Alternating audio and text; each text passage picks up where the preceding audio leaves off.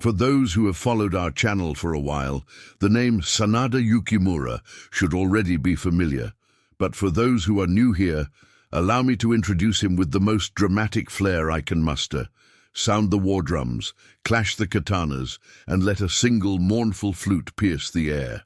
In the annals of samurai history, one name stands above all others for his unwavering courage and audacious spirit: Sanada Yukimura. He is known throughout Japan as the Crimson Demon of Ueda, a warrior whose skills in battle were matched only by his indomitable will. In today's episode, we delve into the truth of that incredible final moment.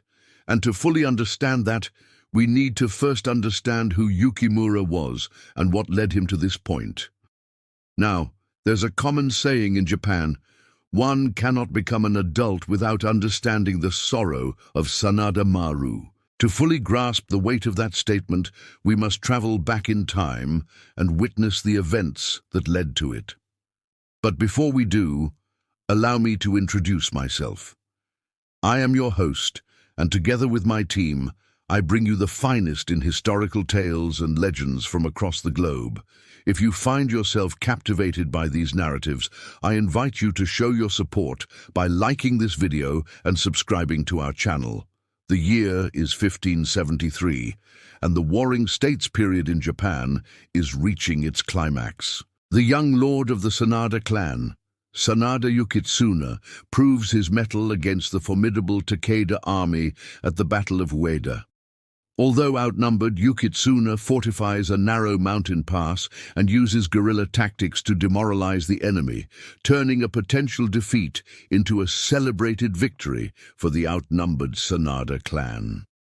This early display of military brilliance sets the stage for the legacy of the Sanada clan, a legacy that would reach its pinnacle with Yukimura. By 1600, the Sengoku Jidai had settled into a precarious balance of power. The ambitious warlord Tokugawa Ieyasu had laid siege to the aging warlord Toyotomi Hideyoshi's treasured stronghold, Osaka Castle. As a staunch ally of the Toyotomi, Sanada Yukimura found himself caught in the maelstrom of this conflict. With his lord's imminent demise, Yukimura understood the gravity of their situation. His clan's continued prosperity was hanging by a thread, and the echoes of impending doom reverberated through the halls of Osaka Castle. Yet, in the face of adversity, he saw an opportunity to etch his name in infamy, to transform his clan's uncertain future into an enduring legacy. The Siege of Osaka unfolded in two distinct campaigns: the Winter Campaign of 1614 and the Summer Campaign of 1615. The Winter Campaign culminated in a truce, a momentary respite that gave way to a sense of security within the castle walls. However, this tranquility was shattered when the following spring brought with it the spectre of war once again. As the Tokugawa forces prepared for their final assault, the stage was set for the decisive showdown that would determine the fate of the Toyotomi clan and cement the Tokugawa shogunate's supremacy. The summer campaign commenced with both sides readying themselves for the inevitable confrontation. Despite being outnumbered 150,000 plus to less than half that number, Yukimura's strategic brilliance shone through as he fortified his position with an ingenious defense system named the Sanada Maru. This intricate network of trenches and barricades bewildered the Tokugawa forces, inflicting heavy casualties and disrupting their siege operations. However, as the campaign dragged on, the tide began to turn against the outnumbered Toyotomi. Strapped for resources and facing relentless attacks, the situation within Osaka Castle grew increasingly dire. The odds were heavily stacked against the Toyotomi, and the question of their survival now hung precariously in the balance. With the collapse of the Toyotomi's Western Army under the command of Katagiri Shigenaga at the pivotal Battle of Tenosho, the fate of Osaka Castle seemed all but sealed. Faced with dwindling supplies and relentless enemy forces, the Toyotomi leadership teetered on the brink of despair. But amidst this bleak panorama, a glimmer of hope emerged. It came in the form of a bold, audacious plan that might offer a way out of this seemingly hopeless situation. On the fateful morning of June 3rd, 1615, or the 7th day of the 5th month, Keicho 20 according to the lunar calendar, the final major battle of the Osaka siege commenced. As the sun rose over the landscape south of Osaka Castle, it cast its light upon a scene of carnage and chaos. Tens of thousands of soldiers from both sides were locked in a deadly embrace, their weapons flashing like lightning in the morning sun. At the heart of this maelstrom stood Sanada Yukimura, his red armor gleaming like a beacon amidst the swirling dust and smoke. With a determined look on his face, he surveyed the battlefield, readying himself for the monumental task ahead. Yukimura, along with his close friend and fellow general, Katagiri Shigenaga, hatched a daring plan. Their objective was clear: to strike at the heart of Tokugawa Ieyasu's main camp. A decapitation strike was the only viable option left for the beleaguered Toyotomi forces.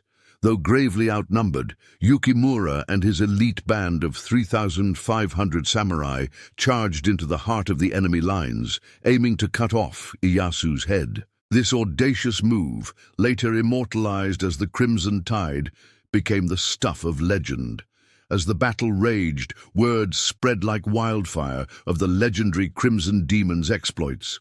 With unmatched ferocity, he smashed through multiple Tokugawa divisions, each barrier crumbling before his relentless assault. The Tokugawa ranks, taken aback by this unexpected turn of events, struggled to contain the breach. Despite the staggering odds, Yukimura pressed forward, his every step echoing the unbreakable spirit of his samurai forefathers. As they fought their way towards Ieyasu's headquarters, panic began to spread among the Tokugawa forces. The very core of Ieyasu's command was in peril. Some accounts even claim that Ieyasu contemplated ending his own life, believing all was lost. The momentum of the battle shifted dramatically, and the outcome hung in the balance. For a brief, glorious moment, it seemed as though the Crimson Demon and his valiant companions might just pull off the impossible. However, the sheer weight of the Tokugawa numbers eventually took its toll.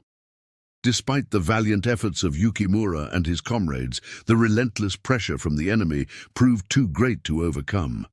Against such overwhelming odds, victory was unattainable. By the evening of June, Yukimura, exhausted from the day's relentless fighting, sat on a camp stool near his headquarters. According to legend, it was here that he met his end. Reports indicate that he was killed by a Tokugawa samurai named Nishio Nizemon, who dealt him a fatal blow that ended the warrior's life. Despite his death, the legend of the Crimson Demon lived on, serving as an inspiration for countless generations of Japanese warriors. The story of his final charge became a testament to the enduring spirit of samurai, a symbol of unwavering loyalty and courage in the face of insurmountable odds. What do you think of Sanada Yukimura's final charge? Let us know in the comments below. If you enjoyed this deep dive into samurai history, please like this video, subscribe to our channel, and hit that notification bell so you don't miss our next historical exploration. Thanks for watching.